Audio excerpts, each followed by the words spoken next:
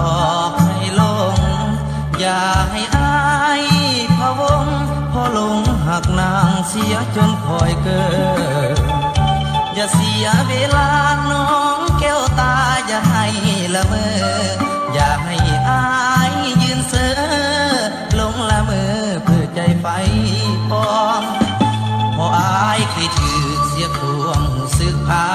นมาตกกระใจภาวะเหมือนดังมีขาที่ลอยละลองอายยานอกหักย้อนความหักและกำซ้ำสองยานแต่น้ำตานองจะมุนมองบัน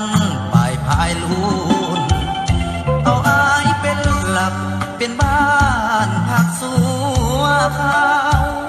เป็นการบรรเทาอยู่สัวข่าวพอได้อบอุ่นเมื่อได้คนดีมีคนที่มีตาการุณ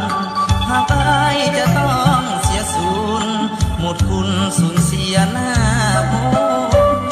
หากจริงจงบอกน้องอย่าหลอกให้ตายใจจะขอนี้ห่างไกลยอมตัดใจนี้ไปให้พ้นถ้าหากจริงแท้บ่พันแปรหลังเกียรติคนจนอายจะขอหักแต่หน้ามนจนแสนจนน้องจงบอกมา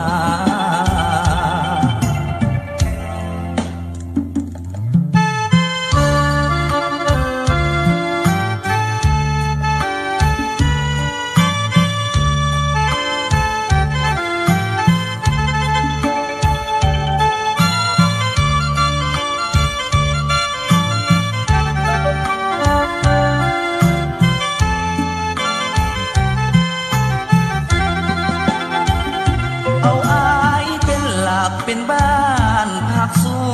วข้าวเป็นการบรรเทา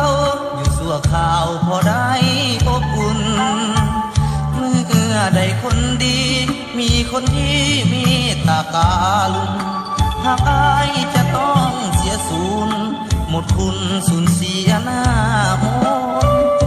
หากจริงจงบอกน้องอย่าหลอกให้ตายใจอย่าขอนี้ห่างไกลยอมตัดใจนี้ไปให้พ้นถ้าหากจริงแท้บ่พันแปรหลังเกียรติคนจน